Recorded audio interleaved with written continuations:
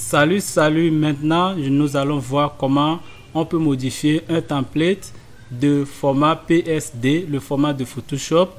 Donc pour cela, j'ai essayé de télécharger cette affiche pour cet exercice, mais je n'ai pas pu, je ne sais pas pourquoi, je ne parviens pas à faire de téléchargement aujourd'hui.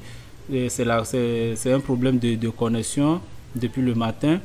Donc, mais j'ai déjà un fichier que j'ai téléchargé que je vais utiliser dans cet exercice. Peut-être à la fin, si la connexion me permet, je vais vous montrer comment vous pouvez télécharger des fichiers sur Freepik pour vos contenus. Donc voici le fichier que moi j'ai déjà téléchargé. Je double-clique sur le fichier zippé. Donc j'ouvre le fichier PSD qui est dedans. Donc voici le fichier qui vient de s'ouvrir dans Photoshop. Donc le logiciel me demande si je veux faire la mise à jour, si je veux mettre à jour les calques. Pourquoi? Parce que certainement celui qui a conçu le template, il a conçu ça avec un logiciel de version antécédente. Donc il va falloir que je fasse la mise à jour. Soit je fais la mise à jour, soit je ne fais pas. Ça ne change de grandes choses, mais moi je vais faire la mise à jour pour mettre à jour les contenus, pour pouvoir mieux travailler avec la version de mon logiciel. Donc je vais mettre à jour. Quand vous ouvrez, vous allez voir que nous avons deux dossiers dans le document. Voici le premier, voici un document, voici le deuxième document. Donc le dossier, il y a un document dans chaque dossier. Nous allons juste modifier un seul document, un seul dossier. Donc pour cela, je vais ouvrir le dossier, le premier dossier, dossier 1. Ici, vous allez voir que dans le premier dossier, nous avons les sous-dossiers, le dossier du logo. Donc quand vous sélectionnez le dossier du logo, vous allez remarquer dans le document ici que la partie logo est sélectionnée dans le document. Le test, le dossier du test, vous allez voir que tous les éléments du test sont sélectionnés. Vous sélectionnez image, l'image est sélectionnée, objet, les dessins qui sont dans le document sont sélectionnés, ainsi de suite, ainsi de suite. Donc je vais ouvrir le dossier du logo, voir ce qui est dedans. Dans le logo, j'ai les formes vectorielles, j'ai le brand name, slogan here. Donc vous avez tout ici que vous pouvez modifier. Ce qui est important pour moi ici, moi je vais d'abord supprimer le dossier du logo parce que je n'ai rien à faire avec son logo. Je supprime sur mon clavier sup. Donc j'ai supprimé vous allez voir que immédiatement quand j'ai supprimé le dossier ici, et le dessin, le logo même est supprimé ici. Qu'est-ce que je vais faire? Je réduis la page. Je viens moi dans mon disque dur, je prends un logo ici, je prends l'un de mes logos, je viens ici, je viens placer ça. Donc voici mon logo. Je vais réduire la taille en maintenant Alt sur mon clavier. Donc je le déplace. Donc je fais tout possible pour respecter les règles. Donc vous pouvez voir les règles de la marge que le designer a déjà tracé. Vous allez voir que c'est des choses que je vous avais déjà parlé. Donc respectez toujours les marges, c'est très important. Respectez toujours les marges. Je vais réduire encore la taille du logo comme ça.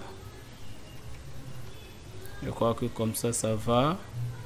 Maintenant il va falloir échantillonner ma couleur ici. Je sélectionne mon logo, je cherche l'outil pipette, je prends l'outil pipette, je clique pour échantillonner. Vous allez voir que la couleur est échantillonnée en premier plan ici, ce qui va me permettre désormais de retrouver ma couleur dans la palette des nuancés ici. Voici ma couleur ici. Donc je fais comme ça pour pouvoir l'utiliser rapidement désormais quand je vais vouloir l'utiliser. Je viens, je sélectionne cette forme, celle-ci, celle-ci et celle-ci. Je viens, je prends l'outil de sélection directe, l'outil de sélection de tracé, pardon. Donc j'ai sélectionné déjà tous les éléments. Je viens ici en haut au niveau de la barre des menus contextuels. Je clique, je prends ma couleur, j'échantillonne ma couleur sur les différentes formes. Je prends aussi cette forme. Je peux venir dans la barre dans la palette des propriétés. Voici ici, je peux cliquer ici. Je prends la couleur pour changer. Je sélectionne également les tests. Je prends les tests. Je viens dans la palette des propriétés toujours. Je clique. Je peux venir échantillonner ici. Je fais OK. Voici. Vous pouvez voir comment c'est très rapide. Donc c'est pourquoi la plupart des gens utilisent les templates, parce que avec les templates ils ont l'impression d'aller plus vite. Donc cela ne vous empêche pas de modifier également les tests, hein. Si je veux modifier le test, vous pouvez voir, il suffit de sélectionner le test et puis de saisir ce que vous voulez. Maintenant qu'ici je vais modifier, je vais changer l'image qui est ici. Comment je vais faire cela? Je viens dans la palette des calques, toujours, je sélectionne l'image. Vous pouvez voir que automatiquement le calque de l'image est sélectionné ici. Donc nous allons utiliser l'objet dynamique ici pour modifier cette image. La question des objets dynamiques, j'avais abordé ça dans l'une des vidéos précédentes, qui consistait à modifier un design de un packaging dans le design de packaging. J'avais abordé la question de comment on appelle des objets dynamiques. Également dans les bonus que j'ai ajouté à la formation, j'avais également abordé la question des objets dynamiques, parce que c'est avec les objets dynamiques que vous allez pouvoir respecter exactement l'emplacement de l'objet. Imaginez-vous que je veux aller importer une image, je vais importer l'image, mais ça peut ne pas être exactement là où la personne qui a conçu ce template a voulu qu'on mette l'image. Mais si j'utilise déjà l'objet dynamique, je vais pouvoir placer exactement l'image au bon endroit, parce que quelle est l'idée derrière les templates? C'est pour faciliter la tâche aux débutants.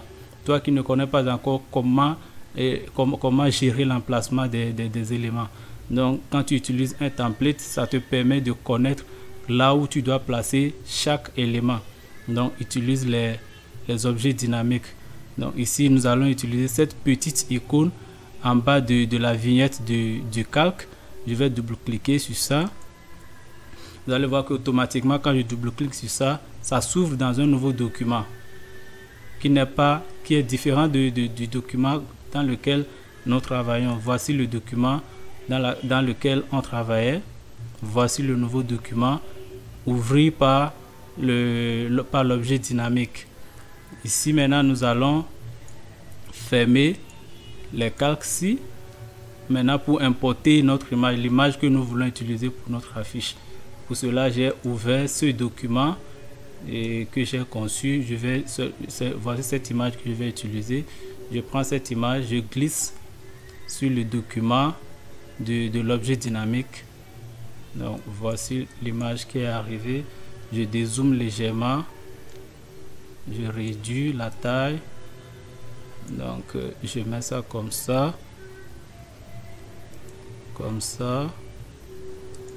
donc je vais maintenant fermer. En voulant fermer, ça me demande si je veux enregistrer. Oui, j'enregistre. Donc j'ai enregistré, je reviens dans le document où je travaillais. Voici, vous allez remarquer que l'image en question est venue ici grâce à l'objet dynamique. Donc si je regarde le calque ici de l'objet dynamique, si je double-clique, le document s'ouvre encore. Vous allez voir que l'autre image est toujours là. Donc si je veux encore modifier l'image, je change seulement l'image qui est ici et je reviens dans mon document ici, retrouver l'image que j'ai mis dans le document. Donc oui.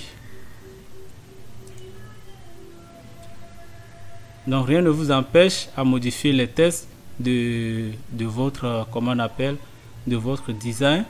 Donc je crois que ce serait tout pour cette vidéo.